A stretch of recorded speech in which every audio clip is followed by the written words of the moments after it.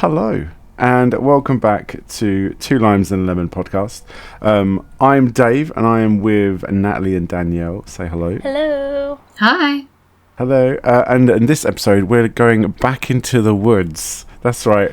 We're going to see what Elijah Wood's doing in his next film, actually, which is called, drumroll please, Internal Affairs. I thought it was going to be a drum roll because he'd forgotten what the... Yeah, basically. Sit back and relax, and whilst we'll take you through his riveting performance in this movie. Are we having theme music? Like, how do we... Is it just start with us talking? Yeah, Dave's going to do us some, like, a jingle, I think. Dave. Nah. Danielle. Two Limes and a Lemon.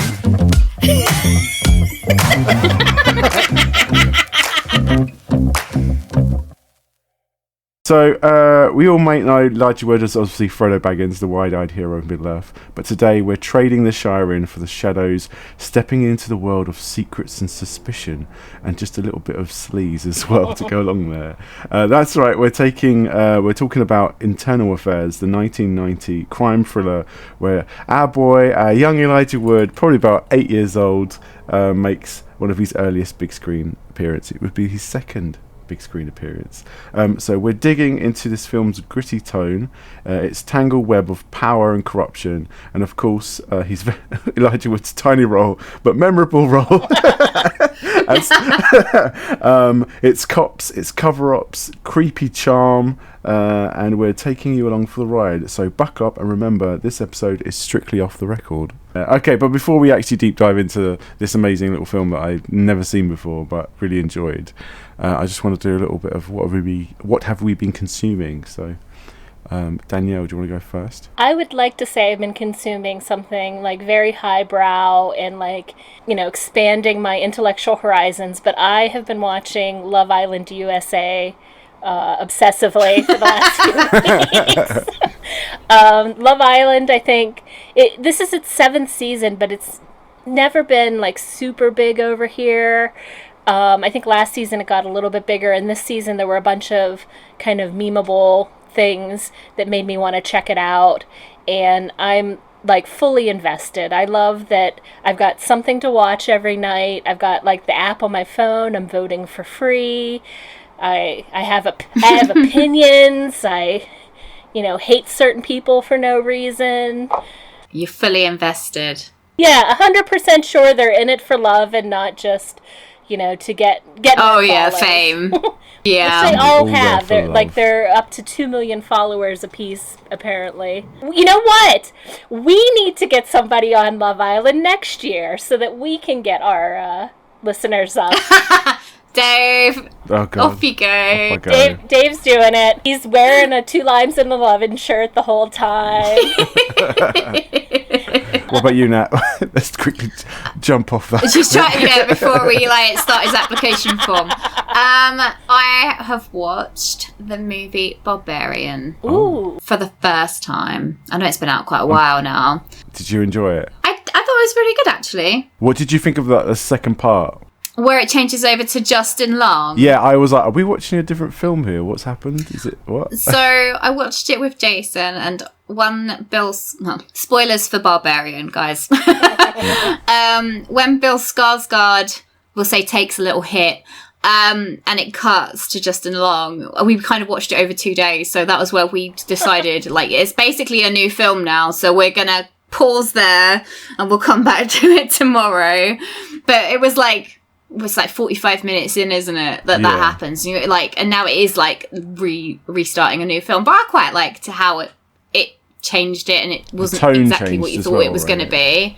Yeah, it became more of not a comedy, but it was a bit more tongue in cheek. Yeah, it was good. Yeah, I'm glad you enjoyed it. Yeah, I enjoyed watching it. I was a bit disappointed at one point because they were like, I think it's when she meets the homeless guy, and he's like, "Oh, you don't want to know what else is down there other than the thing that they call Mother."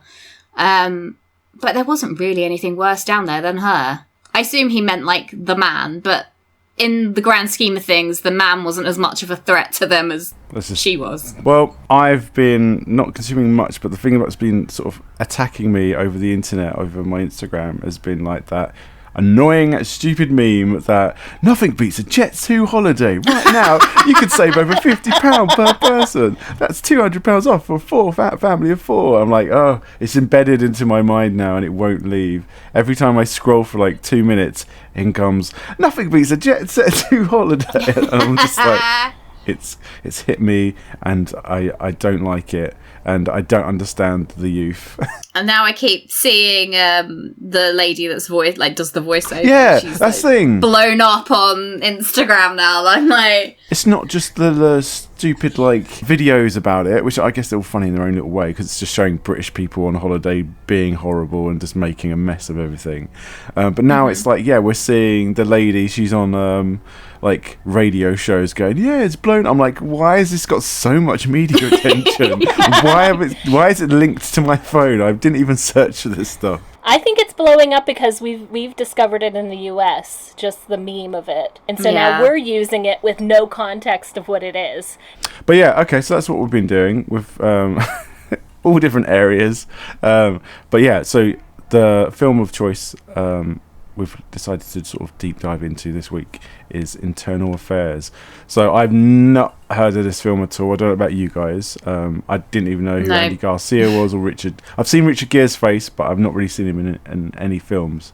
So this was probably my first sort of introduction to those two.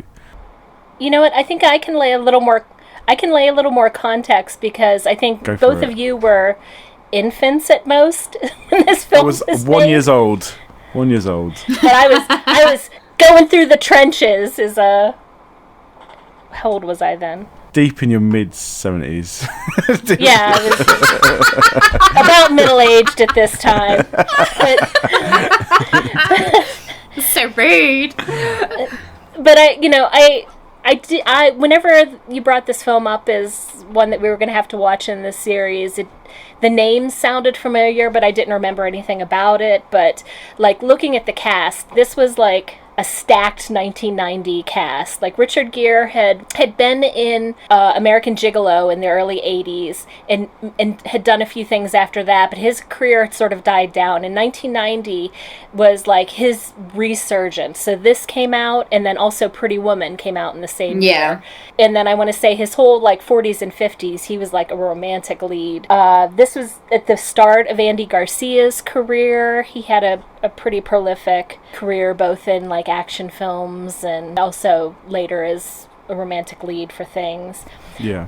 The partner, Laurie Metcalf, who played Wallace. As soon as I saw her, I was like, I know this lady. And then I was like, it's the like killer from Scream 2. Oh, really? She's Billy Loomis's mom. But she was more famous because she played Roseanne's sister on the sitcom Roseanne and won a bunch of Emmys for that. And then Alec Baldwin's younger brother, Billy Baldwin, plays the crazy named Van Stretch. Sort of... that definitely sounds like a code name. Nancy Travis was the mother in 3 Men and a Baby. See, I know her from the film Fluke. I don't know if you've ever seen that. No, I don't know that one.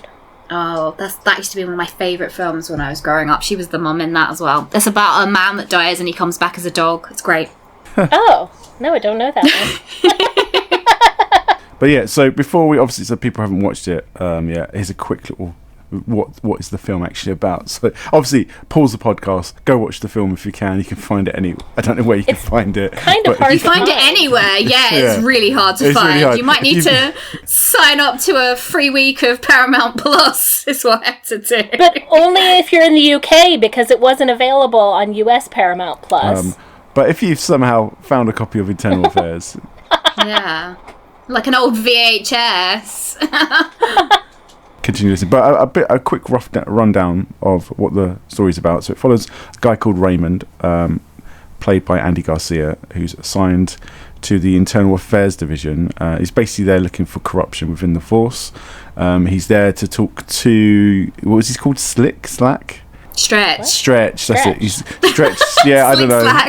Stretch. Slack. Because he's been doing some obviously things he shouldn't do as a police officer, which then leads them into investigating Dennis Peck. That's Peck. Mr. Peck, played by Richard Gere, and it's sort of him trying to find out where he's getting all this money to sort of fund his like 8 wives and all these kids and stuff, and like there's something corrupt going on, and obviously Raymond's job is to sort of hunt down and get a case together. I think he only had 3 or 4 wives. It felt like there was kids. like a lot going on with this man's life. None of the kids were Elijah Wood. Spoiler alert. So yeah, that's a good point actually. So to focus a tiny bit on Elijah Wood, so Bleck, right? That's his name. Peck. No, not Peck. The other guy who's Stretch. Van Stretch is Elijah Wood's father. And I think his first name is Van, because at first when they were calling him Van Stretch, I thought it was like Van Winkle or whatever.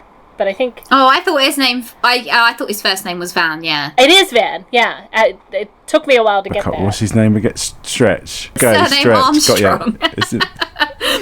I literally watched it today. Do the motion with your hands like you're pulling taffy. So Stretch, who is a very sort of drinking alcohol, slapping his wife really hard, abusing her character. His son is played by Elijah Wood, and that's what brings us here today to watch the film. Because we're probably going to talk more about the film than Elijah, but let's have a quick little bounce into his performance. So really, all he does is open the door and say, "Mum, Mum," or "Dad, stop," and then cut away, cut back. I wrote it in little quote marks. He says, "Leave her alone," and then he stands there, mouth open. And then he stands there till he flings himself like Spider-Man. I will say, because I forgot that I was looking for Elijah Wood in this film, and then when it was over, I rewound to find him in it. And so at first, I saw the scene where he bursts through the door and yells, and I thought, oh, that's like a 2, 3 out of 5 scene. And then they cut, and he's on, like, he's doing stunt work. He's on Billy Baldwin's back, pulling him off the mom, and I was like, no, that upset. Yeah. Now I see why he has a career. The step up from Back to the Future, from just saying a line off camera to now action stuntman Elijah Wood jumping on adults, taking them out. The credentials are like bumping up now. And then after that performance of the action and stuff, he's then got obviously like he's in his mum's arms, just distraught, doesn't know what to do. His mum's in this abusive relationship. He's only 8 years old. How's he going to solve this? And he's just in tears. And you never know how. You never see him again. Yeah. We never see him again. Technically, he's in the pool, I think, later on. That's what I like to think. I like to think he was in the pool. Yeah, because all the kids were together, and I think he was one of those kids that was throwing the basketball in the hoop.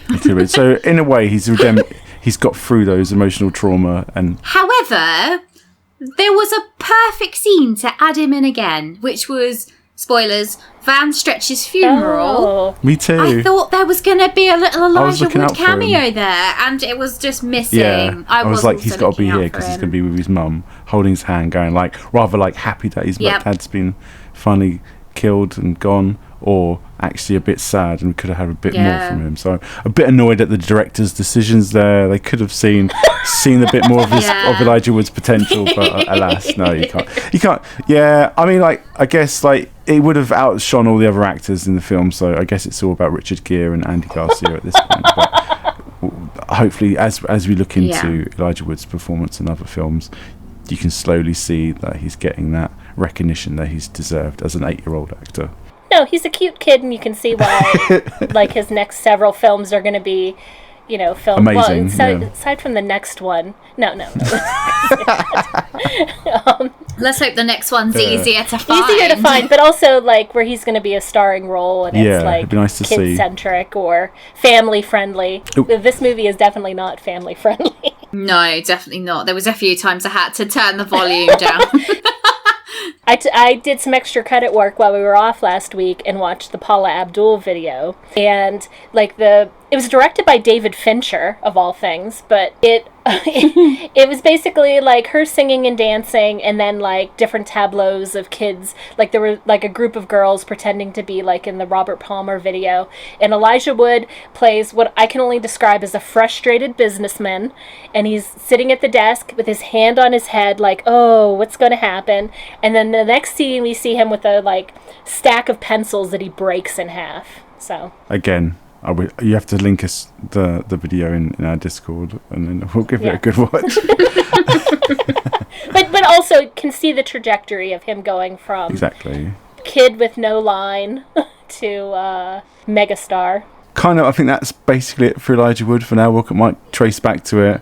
So yeah, it's touched upon him. Now let's look at the actual movie of Internal Affairs. So yeah, I don't know. Danielle, if you want to fire it, because I feel like you're leading us into this one now. You lead us. Through the trenches, here we go. This movie jumps right in. Like, there's no real exposition. We jump in with the bad cops who are doing bad things in the middle of doing something bad. So there's like a planting of a knife on somebody that got accidentally shot in some sort of cop situation. A raid, that's a good way to say it. Yeah. And then we jump over, and our protagonist Raymond is getting hired for the job Internal Affairs, and in case you didn't know what Internal Affairs were, his boss explains to him what the department is meant for in that scene. Even though he's like, that is what he does. Welcome to the job, let me tell you what you're going to be doing.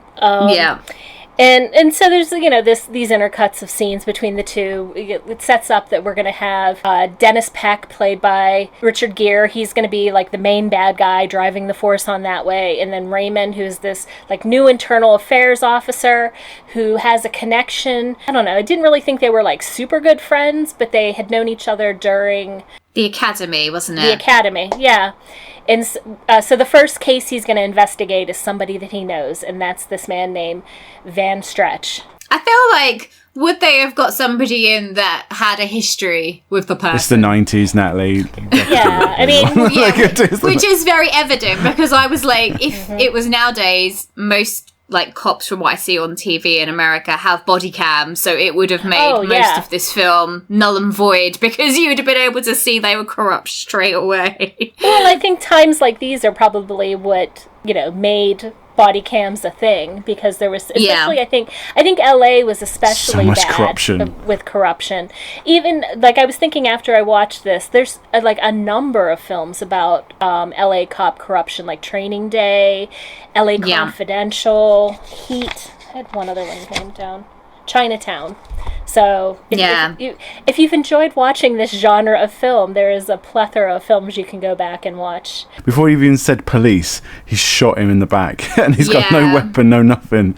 And then I was just like, whoa, okay. As an intro, so to the film, it was like striking. Obviously. Yeah, it was like the first scene too. Yeah, and then openly like putting a knife in the guy's hand too. Like, I've got this knife on hand to, like, you just imagine Dennis Peck's car has like a glove compartment with like a knife, an extra gun, some extra cocaine, just to like plant on things. But we get introduced to Van Stretch, who we also learn is tied up in this Dennis Peck corruption scheme with him beating on his wife. We see his wife cowering in the corner of his kid's room on the phone. He comes in, just a very interesting directorial shot where we have just Van Stretch's whole butt is like the focus of did nobody else remember this? So is it like it blocks the frame? I didn't notice it, no.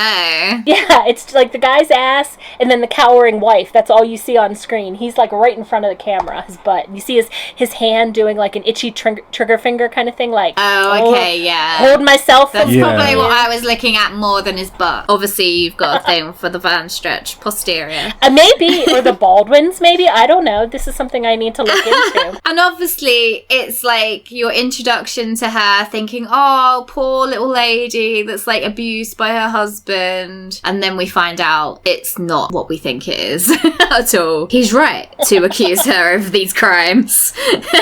But I don't think he's right to be like beating the shit out of her. Yeah. No, but he's right to accuse her of like playing away, and especially with his best friend. Yeah, there's also some very colorful like expletive language where he's like accusing her. He was like, "What are you out dicking someone else? She's on somebody else's root. I smell it on her." Like, oh god. And then Dennis, the main man, turns up to save the day with like the best slaps. scene in film. Oh, First he slaps the Coke out of his hand, and then it's whap, whap, whap, whap, whap, whap, whap. At one point, I thought they were going to kiss because he starts slapping him, and then he stops, but he's still holding his head in his hands, and he's like really close to him. Yeah, they were very close. And I was like, I know that he's going to go with like a lot of women in this film, but maybe he also goes with old Billy Baldwin. He's very close, wasn't he? Yeah, his hands was all over him. I tell you what, in 90s films were very like there for slaps. I don't think nowadays in films there are as many sort of harsh slaps. Like when someone slaps someone in a film, you can like really feel. Yeah, I know what you mean. It's like the sound effect of the slap. It almost has like a weight to it. Yeah, I feel like when someone gets smacked in this film, it's proper harsh. I'm like, did they actually hit them or not? I don't know. But I mean, aside from like the Dennis and Van slap scene, like generally when there's a slap violence in film, it's against women, and I think that's people have really moved away from wanting to see that in film. I don't even know if audiences wanted to see that here, but there were a lot of women slapped around a lot in this film. In this film, there was a lot of women being slapped. Yeah, I think in the Nancy face. Travis, Raymond's wife, gets like slapped in the chest. She gets it the worst. Oh, at the restaurant. Yeah. Yeah. That was almost like a comedy sketch. Like she falls into like the waiter, and then it was like a dominoes. Food's flying in the air. She's like. After we've established Van and Dennis, then we move on and see Raymond's home life. His wife has some high job at an art gallery, and they establish that they're very in love. So then we move on to establishing Raymond's relationship with his partner, Wallace, who's played by Laurie Metcalf. And they clearly wanted to set up that Laurie Metcalf, another woman in this film, is not going to be a romantic lead. So they had this like very 80s, 90s scene where there's a woman in a tight dress with her like nipples saying hello, like very... The one with the dog. With two poodles who walks by, and Raymond can't help himself following him with her eyes, and so does Wallace. And so then, ding, he knows she's into women. Amy, for me, was one of my favourite characters. Oh, 100%. I was like, I wish this film was actually just about Amy doing this rather than Raymond doing all the stuff, because it would have been like this like lesbian woman. It would have been new, especially in the 90s. This and a female lead. She's trying to like crack down in the cops that there's this corruption going on, and I think it just would have been just a different take. It would have been interesting to see it from just her as the lead. Maybe Raymond could be the partner or whatever. But yeah, I think Amy it definitely needed them both, because the dynamic was what made it. I still wanted to keep watching it for them too, and their banter and how like they looked out for each other. So it did definitely need both of them. But yeah, I think she was a more iconic performance in my eyes and probably could have been the lead. Yeah. Well, I'll say the thing that didn't make sense to me is they establish in the very beginning that this is his like first case on the job, but he clearly like steamrolls her and takes over the case. Yeah, and she's the veteran internal affairs officer here, and she just kind of lets him like she kind of there's certain points where he goes off the rails. Like later on, Van Stretch's attorney has got him in for questioning. Raymond is going to offer him a deal if he like turns over Dennis, and she pulls him aside and says, "You can't do this. You don't rescind the offer. I'm going to do it." And he's like, "I'm not doing it." I mean, I assumed that she let him take the lead because he had a history with Van Stretch. I assumed that's why she was like, he's got a history. He might be able to get more information out of it than I can. So she let him take the lead. But yeah, in all reality, she shouldn't have. So I have a plot point question that I missed. So let me set it up first, and then maybe you guys can help me. So then we start really getting into what Dennis's corruption network is, and it partially involves this rich couple called the Arokas. Oh yeah, the guy losing his hair, and the Adams family. Yeah, Morticia Addams. Yeah. Yeah, Morticia Addams and the balding man who can't get the waitress to come over. Yeah, I'll go get it. And Dennis is like touching her legs under the table whenever they meet. Ruckus's parents aren't following some sort of like corruption scheme. Like I think he wanted them to run their business into the ground so he could get some insurance money. They're not doing it. So he asked Dennis to have his parents killed. Now, when I watched it through, for some reason, I thought the first scene with the Arokas I thought, because they're both like about the same age and sort of good-looking men, for some reason I thought Raymond was meeting with them, and that's how he figured out the connection. Do we ever get how Raymond figures out the Aroka's connection to Dennis? I thought it was once the parents Died? The parents did get killed. Yeah. Yeah. They get killed on the news, don't they? You hear it like a... That was the saddest death for me. What, the parents? Yeah, I was like, oh no. How did they even die? We don't know. They get killed off screen. Oh, I thought you They meant get killed off like, I was screen. like, did I miss a scene where they get No, murdered? they kill them off screen. There's like a news report. This woman's like, Hollywood, 2 people found shot. Right. It's like, Though when they said the Arokas, originally, actually, I do remember that news scene now. I thought it was the people he'd met with. I forgot about the parents, and I was like, oh, those people are dead. And then obviously you have the scene with them later on, and I was like, oh, they're not dead. So yeah, obviously he's dealing with the hitmen. He's also dealing with prostitution. Yes. oh yeah. So yeah, what's your views on Dennis Peck as a whole? Like, should we just break down What his this character? Yeah, it's like, because like he does a really good performance. He is a sleazy, horrible person. I mean, I've never seen Richard. I've seen quite a few Richard Gere films. I've never seen him act as like a baddie, I suppose, in most of the things I've watched him in. So that was like kind of jarring in a way, because you expect him to be like the romantic lead, and then he's doing all these horrible things. But I can kind of see it because he's taking that charisma that works in the romantic lead roles and kind of using it on everyone in this twisting film, it. like women, but also like, you know, whenever he's influencing his fellow cops, you know, to continue in these It's things. like the women all want to sleep with him and the men all want to be him, sort of thing. Except for Amy Wallace, but you had to establish that she was gay so that she wouldn't want him. Many times they had to shout that out. Yeah. But yeah, and again, looking at Garcia's character Raymond, he was he was likable. Like, he was there trying to sort stuff out. Yeah, it was an interesting sort of character arc, I thought. You know, you could see where he was also very intense and driven, and they were able to use that against him to drive him crazy, to kind of also become maybe doing things not quite on the book to get his thing done too. So they were sort of two sides of the same coin. His, I suppose, was more of an interesting character than Richard Gere's, because his one was like the same throughout, whereas Andy Garcia's, you have like a downfall from grace. He was like a charismatic guy that had a perfect relationship with his wife, and then by the end of it, everything's in tatters because of Dennis Peck. So they turn up to a minivan, isn't it, parked in an alley? Yeah, that's right. And do they think there's somebody in there, or do they just think it's illegally parked, supposedly? I can't remember I can't remember either, but Van is definitely like gonna open up and look inside. And Richard Gere is,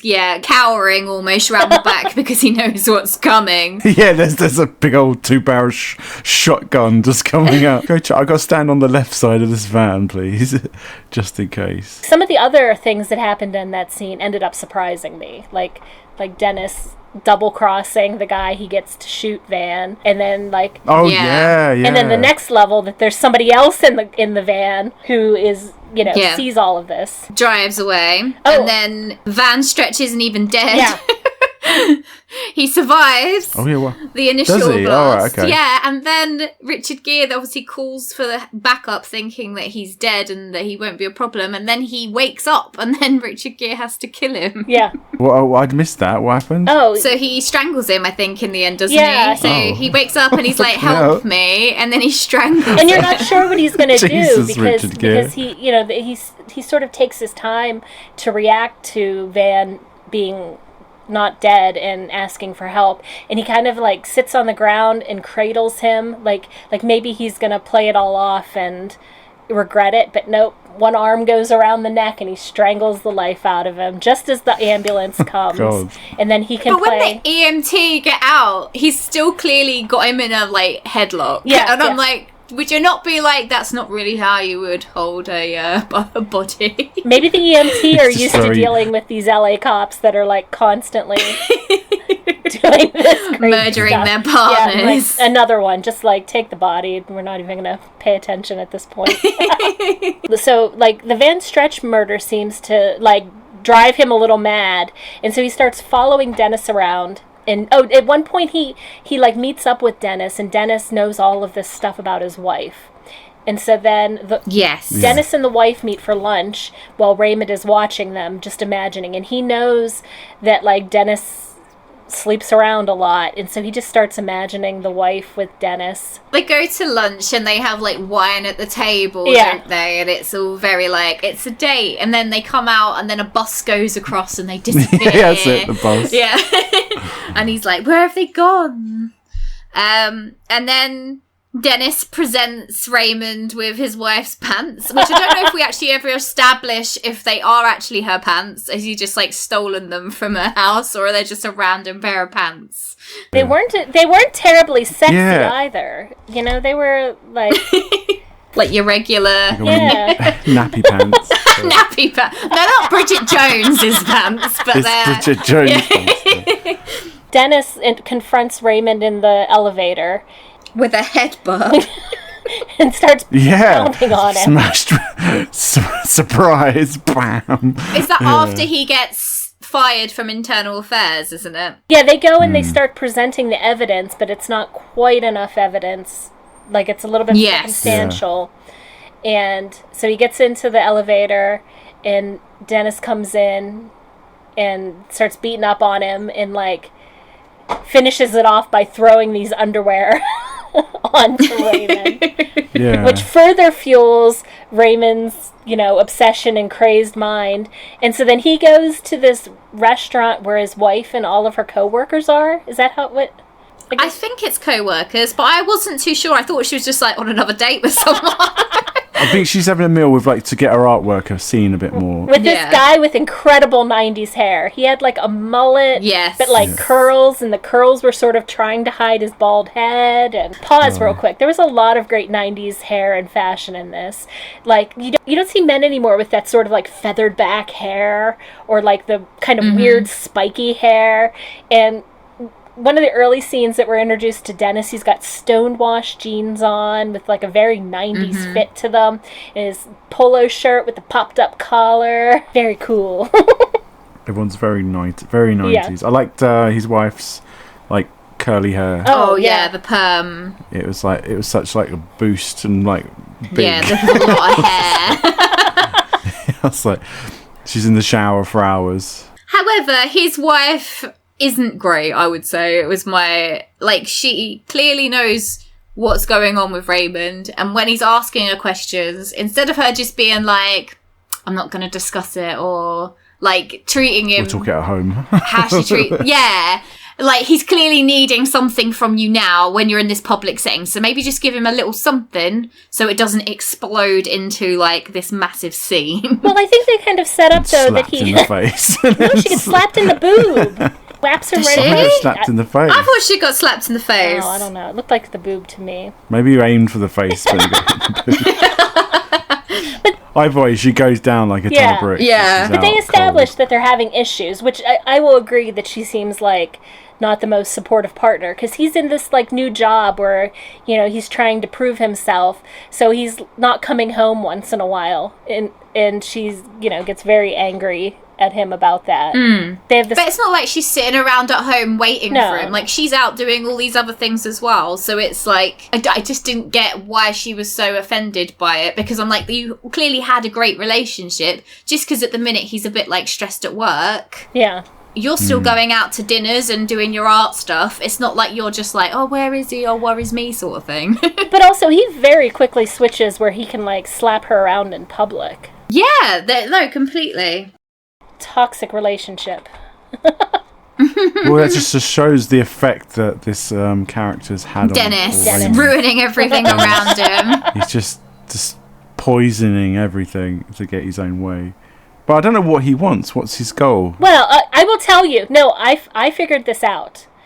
The main theme of this film is it's awful having a bunch of kids, because at the end, whenever he in the end showdown, Oh, he does. Yeah, that's right. Yeah. like Raymond asks him about this, and he was like, I got 8 kids. It's hard to take care of that many kids. It's like, okay, moral of the story. So what we're saying is he was trying to get the money for maybe like a vasectomy. So maybe keep it in your pants, mate. Yeah, If you can't deal with 8 kids, Unfortunately, you're he like, seems to go with everything that moves. Yes, he can't help it. He's got Yeah. such like charisma just oozing off of him that women are just literally throwing their panties at him. He's probably got a collection of them. That's why he had some on hand in the glove compartment with the spare gun, knife, and cocaine. With panties to throw on a scene. Yeah, no one checks his car doors. But this is where this is another interesting theme to go over. So after his confrontation with his wife, Raymond goes and gets like super drunk at this like kind of strip club. Oh yeah, I don't know. There's this. Just gets left there. Like as somebody who a dream sequence. Yeah, as somebody though who makes films, Dave. Something I found really strange the way they filmed was he's getting drunk. And he keeps kind of seeing in his memory, or like his imagining of his wife and Peck, like... This black and white kind of flash, right? Yeah, but it was like blue and white almost. It was weird. It's just like little scenes that he sees. And it's the only time they do something like that. Because then he moves to this strip club, I think, and... has like another sort of drunk, what ends up being another sort of drunk dream, but that's not in that weird style. Yeah. It was an odd choice to me. Yeah, it just didn't really go in with the rest of the tone of the film, I suppose, which was very much like, it is what it is sort of thing. It was a bit more like surreal. Yeah, but I thought that whole dream sequence in the strip club was effective because I didn't catch on that it was a dream until he wakes up. So there's this prostitute who Dennis tries to hook him up with earlier that he sees in this club, and she takes him to the bathroom, and he's almost passed out, and she's kind of dancing with him, and the bathroom door opens up, and then there's Dennis watching them. It's like bang, bang, bang, bang. Raymond raises his gun while she's still dancing on him and starts shooting him, but he's still coming at Raymond, and you're like, what's going on here? And I think it's just I guess because it's just trying to show like his fantasies are to kill Peck, right? Like he's out of it. He's got this girl dancing, and he's still he's completely drunk, and he's got this lady dancing all around him, and his mind is still on trying to find and kill Peck, essentially. So I think it's just trying to drive home that. Yeah, it's again like the obsession. Yeah. Like no matter what's going on, he's still the focus of his mind. Yeah. They go to the house Aroka's parents' house. Yeah, that's right. And then and Peck kills off the two people that paid him. He does. Basically. Like he's screwing the wife first, and the husband walks in. Yeah. And then there's this weird like slapstick scene where the husband shoots him in the foot. Yeah, I thought he was. That's what I thought. I thought it was going to be quite smart and end with that man killing Peck, and it's like, oh, okay. Yeah, like just a nobody really ends up killing him. And then Wallace and Raymond. Not sure how, but they end up there investigating, and they see the trail of blood, and that's when our hero Amy Wallace gets shot. Yeah, she was proper like, hold my hand. Just, do you know what though? I really like that scene with them in the ambulance. So get me a coffee. Shut up. Get me a coffee, please. The only thing I didn't understand is he kept calling her sweetheart, and for some reason that I just couldn't imagine any coworker the feminist of in mine. you was getting very... Well, it just seemed like an odd thing to call somebody your coworker sweetheart. I think she's trying to be endearing. But I think it's the situation. She might be dying. I suppose it's like... We never find out if she died. Unfortunately. Well, I'm going to assume she lives. I think that's what it is. The doctor says, like, she's a fighter. Yeah. Is she a fighter? Yeah, she's a fighter. I guess it's up to the audience to decide if Amy makes it out or not, right? No. I mean, to me, I was like, I really liked that their relationship had come to that point where it was like, you could tell he cared. Yeah. Like, he really didn't want her to die. And he was willing not to go after Peck in order to make sure that she was all right, sort of thing, even though he was obsessed with Peck. So it just shows how he redeemed himself in the end with Amy. Amy goes to hospital, she's off, and then he goes home to his wife. Is that right? And then he finds the trail of blood from Richard Gere's bloody foot that's been shot. And then, not a shootout, she kind of... He smashes the window, right, and holds a gun up to Richard Gere. She gets the other gun. He just shoots the shit out of him because he comes at him, and then... cut to like a surveillance camera, they kind of wander off. Roll credits. She ends like straight away. I will say my behind the scenes of this though was originally they were going to do him calling home and her going, yeah, I'm fine, it's okay, we're all good. And then he gets home and Richard Gere's got her in like a headlock or something, and then aims. Oh, he loves a headlock. Aims the gun at what's it called? Andy Garcia. Then he like dodges or something, knocks the gun out, and then they both sort of. He drops the girl, and they both fly out the window and land in the swimming pool, and then Richard Gere gets drowned in the pool. And they both kind of drown there, and then that would have been better, honestly. His wife comes in, grabs his Andy out of the pool, resuscitates him, and then they end up hugging. Instead. Yeah, and that was going to be like they're back together again, but it kind of ends with them just sort of wandering away. I would like an epilogue. I say this with a lot of films, but I want an epilogue. I want to know, how did Amy do, and I want to know that they're going to get back together and be all right. Yeah. Apparently that scene didn't test well, so they went back and reshot the one that we got, which doesn't make sense to me. But apparently the scenes that they shot... Did they retest it afterwards? Well, this film did pretty good. I looked it up. Yeah, it did. It's like 47.7 million worldwide gross. On a 15 million budget. Yeah. And it's got 79% Rotten Tomatoes score. Yeah. No, I enjoyed it. I've never even heard of it. I'd never seen it, and I definitely enjoyed it. For me, the pacing got a little bit slow, and I don't know if it's just because I watched it kind of late last night while also like dealing with heat and humidity. Okay, so should we look at what we rated any characters, favourite characters? Yeah. And then we'll look at Elijah Wood's performance, and then... Oh, God, yeah. I forgot the actors for his performance. I'll go first. My favourite character, Amy Wallace, by far. Fierce, strong character. One I didn't like, nope, can't tell you. Everyone else was good.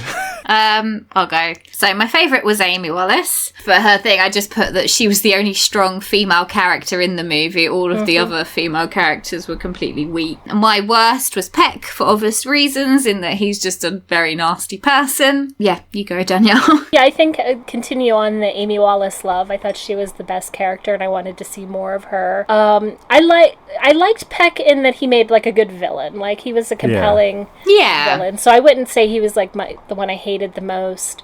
Yeah, there was no real. I mean, I think just because they were sort of underdrawn, a lot of the wife characters in this were a little bit weak. And Elijah Wood's performance, I'd say he's getting there. Last time I think we gave him like a 3. I'll give him a 3. I'll give him a 3.5. He's action. It's getting up the ladder. He's doing well. I'd like to see him in more. I'm gonna keep him as a 3. You know what? I was originally gonna give him a 3, and then they cut back, and he was doing some action in there, so I bumped him up to a 3.5. Yeah. If he'd have turned up at the funeral, then I'd have given him a 3.5. But they should have had him there. What was everyone's favourite scene? Elijah Wood, obviously, jumping in there, seeing his little face coming through. Lee, get off my mum, or whatever he says. I liked some of the interaction between the two leads, where they're sort of like testing each other and like pushing each other's buttons. Originally, I'd put the slap scene, but then later on, there's a very tense scene. Oh, the one between Van Stretch and Peg. Yeah, that one. Sorry, I think that's slap number 1 of the movie. But then there is a very tense scene later on where I think they're at Dennis Peck's daughter's bedroom at a tea party. The tea party, yes! Yes. So they're talking about all this really serious stuff and like corruption, and he's not going to dob him into internal affairs. But they're sitting there like a little tiny China tea party set, like drinking fake tea, and it's like such like an oxymoron of like this really serious stuff, but in like a very childish setting. I changed my mind. I'm going with your scene too. That was good. And they're talking about really intense things, and the little girl is like just pouring the tea, and she's like, he needs more tea, and like pouring it into Van Stretch's cup, and it's like clearly he's having like the worst time. So yeah, what's everyone's like scores for the overall movie? Yeah. Okay, I'll go first. I gave it a 3.5 out of 5. I also gave it 3.5. I'm going to give it a 4. Wow. For a drama, I feel like, it had everything it needed. I felt quite intense when the shootout, so I was like, oh, damn it, they're going to kill off Amy. And basically, Amy's in danger. No. So that is our second foray into the world of Elijah Wood. Into the woods. We're going to stay into the woods next week as well. Does anyone know the name of the next movie? There's a child and there's a knight. It is Child in the Night. Oh, wow, that was pretty close, Daniel. Well done. And I think we're finally getting Elijah in a main role, right? Is he on the cover? No, it's a cook, but... What type of movie is it? What's the genre? It's a horror. Oh, okay. I like a horror. But yeah, so join us next time for Child in the Night. Child in the Night. Okay, guys. Right, so we'll speak till next time. So see you guys on the next podcast. Bye. See you next time. Bye. Bye.